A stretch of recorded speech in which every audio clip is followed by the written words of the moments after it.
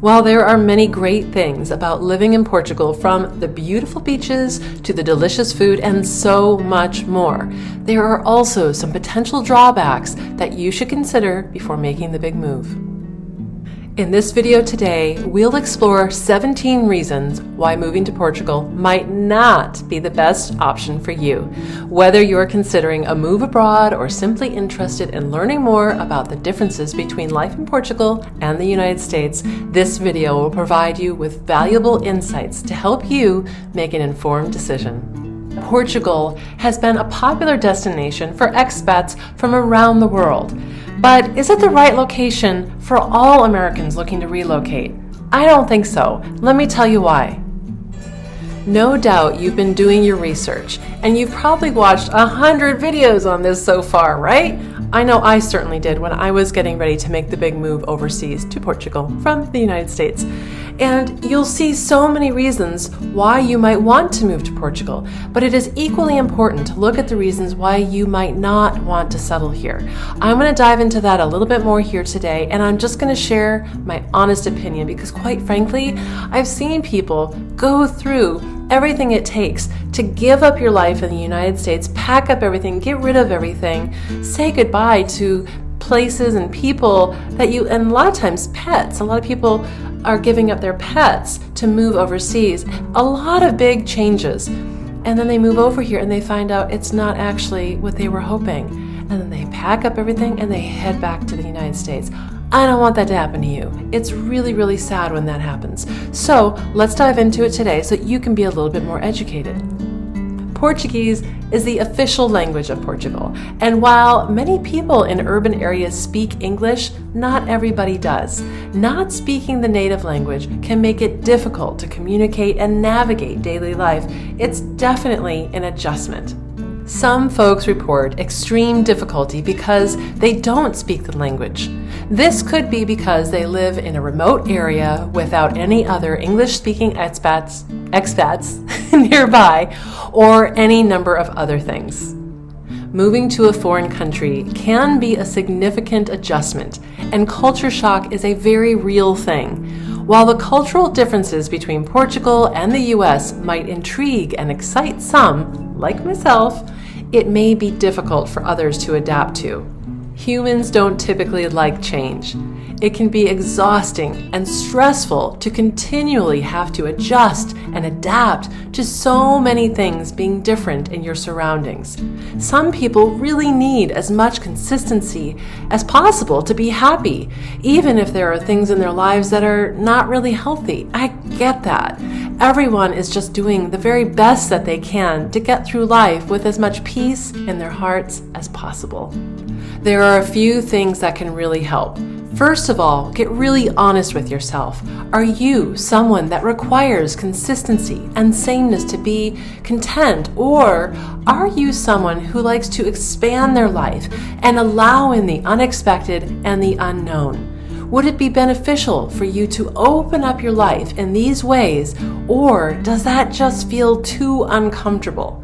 Only you know the answer to these questions, and there's no right answer. It's just whatever's right for you.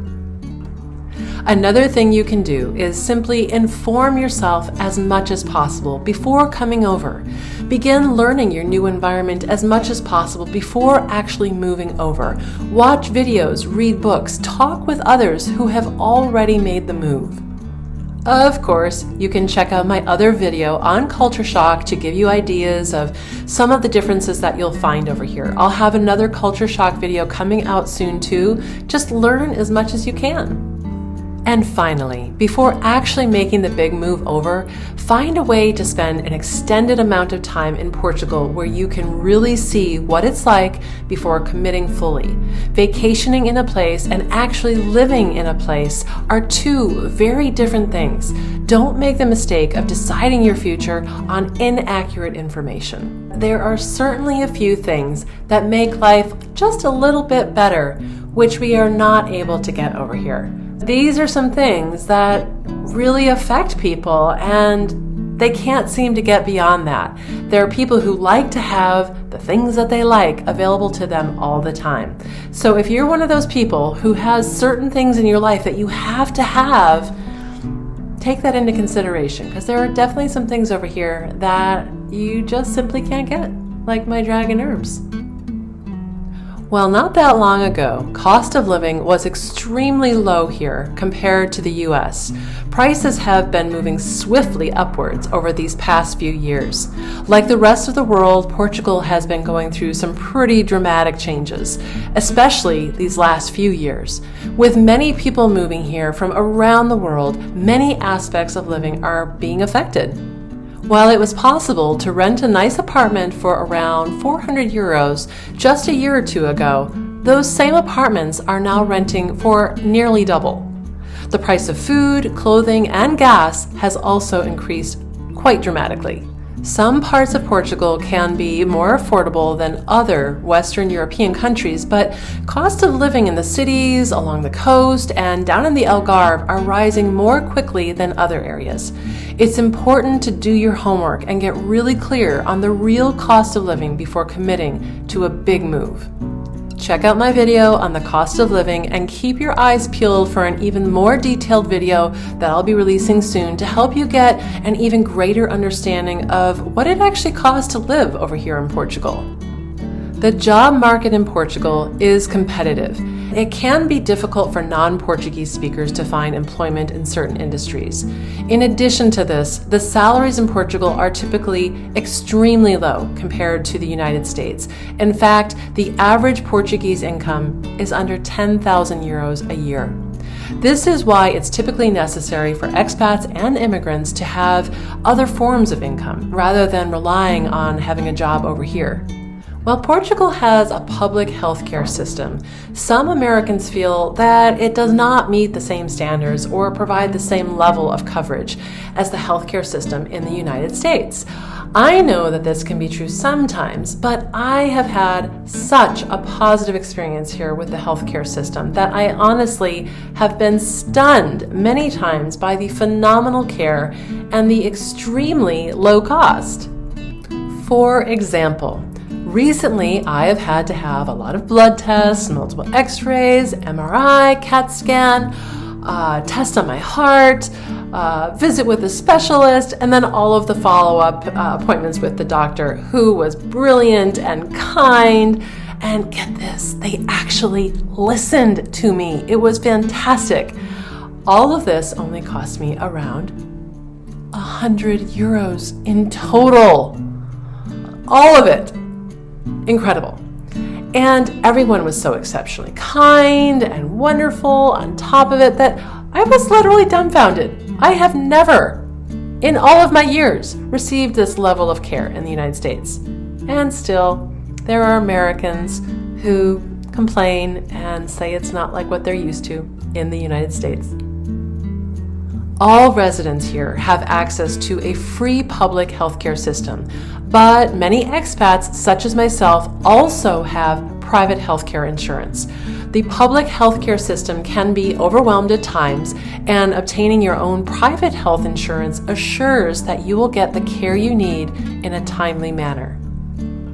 Without private healthcare insurance, it's true that people may have to wait a long time for care, and the health centers and hospitals will likely not be modern. You know, in the bigger cities like Lisbon and Porto, yeah, there are some more modern hospitals there, but in most of the other smaller towns and cities, it's a little bit old, a little bit run down in some ways, but the care, I have found it to be fantastic.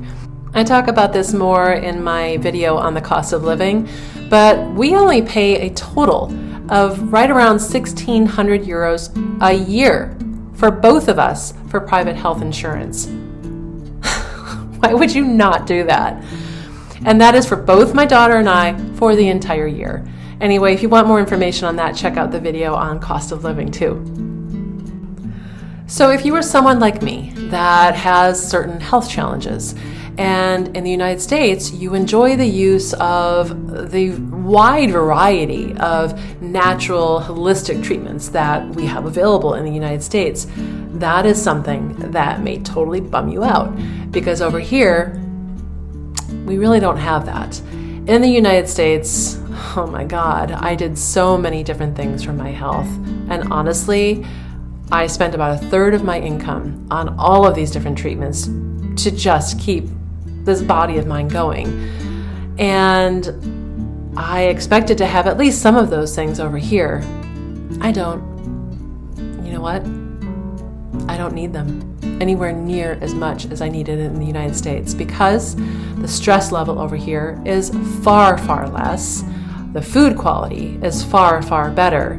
Just the quality of life is so much better. It's so much more supportive to this body that, yeah, I still have stuff that I deal with on a daily basis, but it is nowhere near as bad as it was in the United States. And if I find that I need to have special treatments, holistic treatments, I can go to Germany, hop on a plane. Plane tickets are, I don't know, $50, $100 round trip, and have a little vacation, whatever.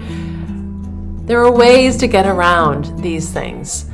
I definitely would not give up my life here in Portugal to go back to the United States in order to have access to those treatments.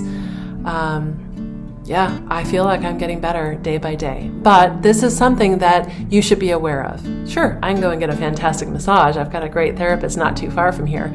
But there are a lot of other things that I did as well too, such as, I won't get into the whole list. If you deal with health issues, you know what I'm talking about.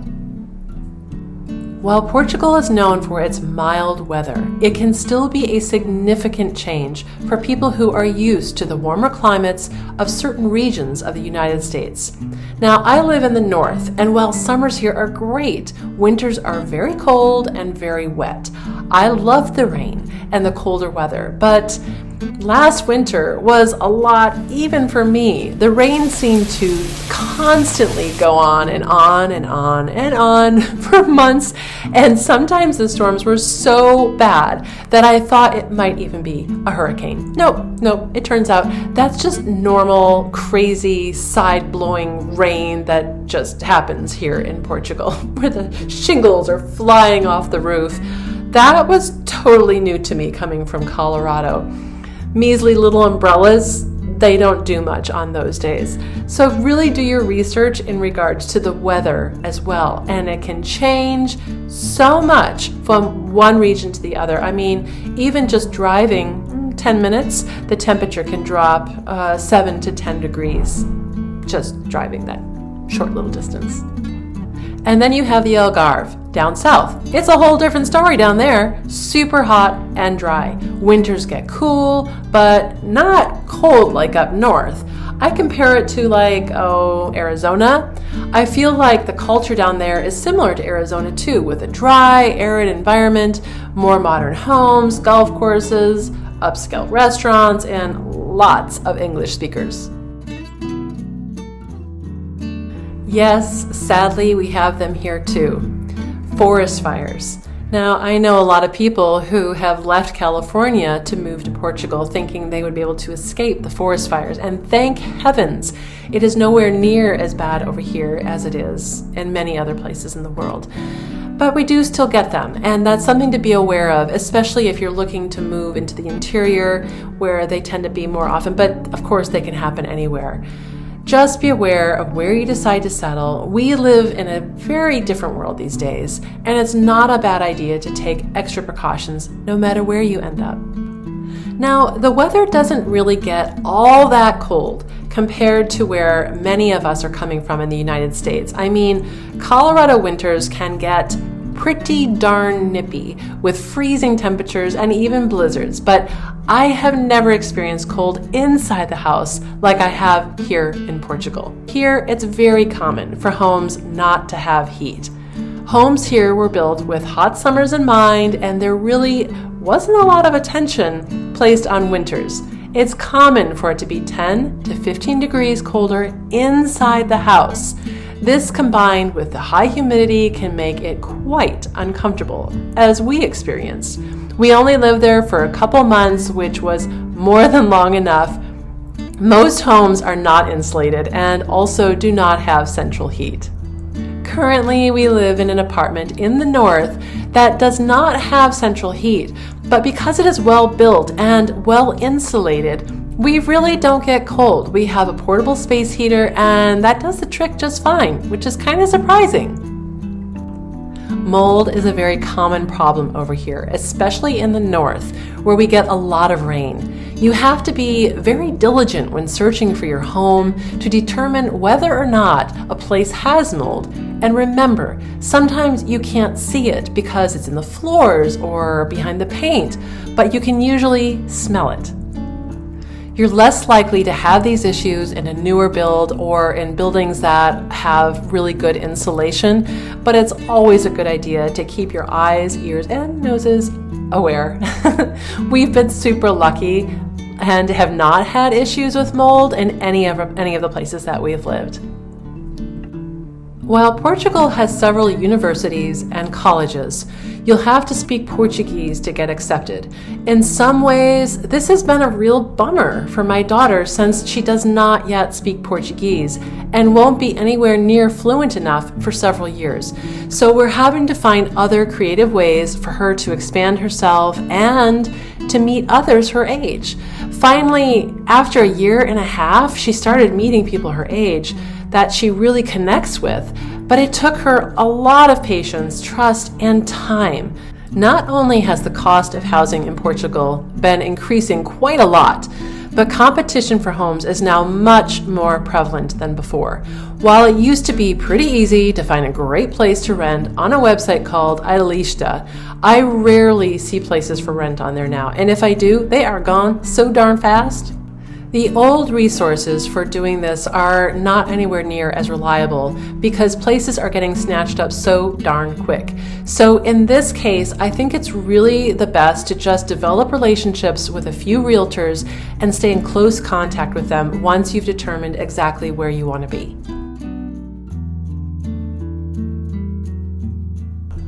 Now, luckily, I have not had issues with this. But I do know many people who have had issues. It can be really difficult getting workers to come fix anything. You may be able to get them to come by and check out a job and give you a quote, and then they usually schedule a time to come and complete the job. But then they never show up to actually do the work. They just totally ghost you. This kind of thing is common over here, which can be quite stress-inducing, especially when you have something that really needs attention. While Portugal has a relatively extensive public transportation system, it may not be as efficient or reliable as some of the public transportation systems in the United States or other European cities. Cities like Porto and Lisbon have pretty good metro systems that are convenient, inexpensive, and easy to navigate once you get used to it. You'll also have access to Uber and Bolt in the bigger cities, but those don't exist in smaller towns and villages like the one where I live. Trains do reach much of the coast and bigger cities like Braga and Coimbra, but much of the interior is not accessible by trains. One thing I have learned over here is to be flexible and patient. Life can be a little bit tricky at times and throw you some curveballs when you least expect it. For instance, train strikes happen fairly often over here. If you've been planning on using the train to get somewhere, like the airport, but then all the trains are stopped due to yet another strike, you may have to be creative. The extensive bus system here is an option. Buses here are very clean, comfortable, and fairly priced. Buses serve not only bigger cities, but also go to many of the smaller villages and the interior. Other than that, you may need to consider buying a car, and if you've already seen my cost of living video, you'll know that cars are much more expensive in Portugal than other European countries. So keep in mind that this could be a pretty big expense with the cost of the car and the fuel if you find yourself needing to go this route. Another drawback to consider are the drivers here in Portugal. Tailgating, cutting off, speeding. Oh my God. Okay, it's not always like that, but I'm telling you, sometimes I'm out there on the road fearing for my life. Another thing to consider too are the roads here.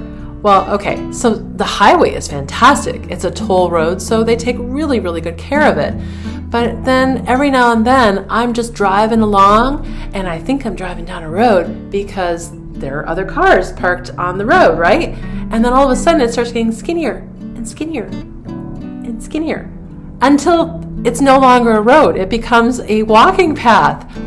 And the only way out is to back your car out of this teeny tiny little with stone walls. It's so freaky.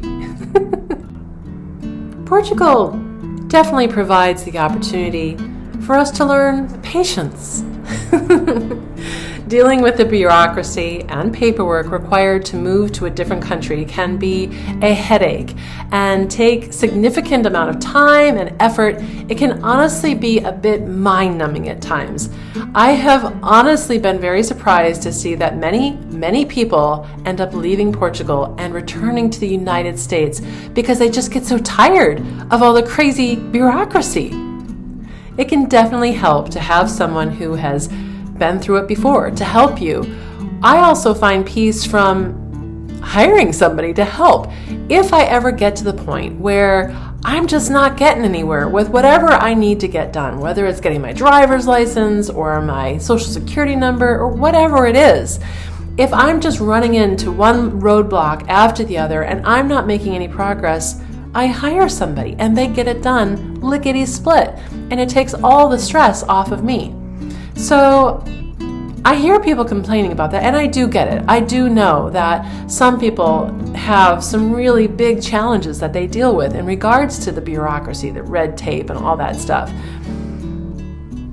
I don't know. I guess I've been really lucky, and you also have to have very different expectations. Moving to a different country means being farther away from loved ones, which can be really, really hard, especially if you don't have ample resources to fly back and forth regularly.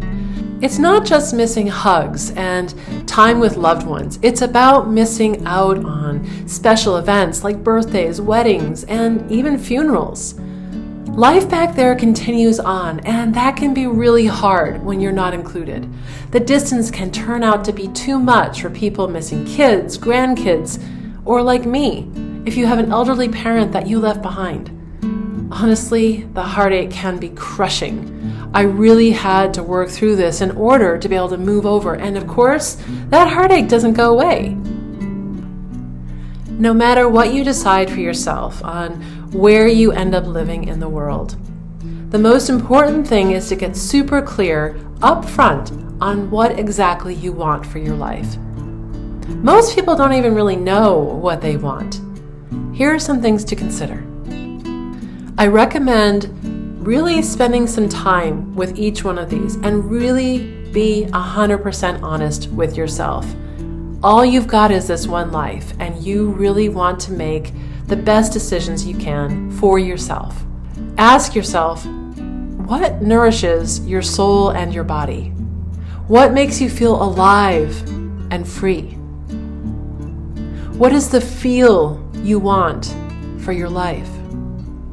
Do you have reasonable expectations considering what you've been learning about what it really means to live in Portugal?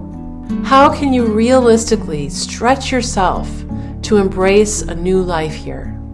What frightens you most, moving to Portugal or spending the rest of your life in the United States? What are you willing to give up in order to have the life of your dreams?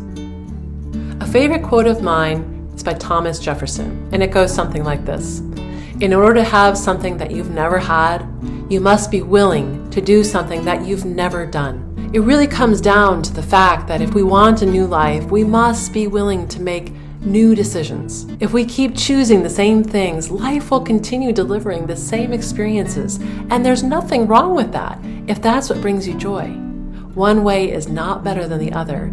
You just get to choose what's right for you right now. Thank you so much for watching today, and I wish you all the very best. Hopefully, I'll see you over here in Portugal. Ciao for now.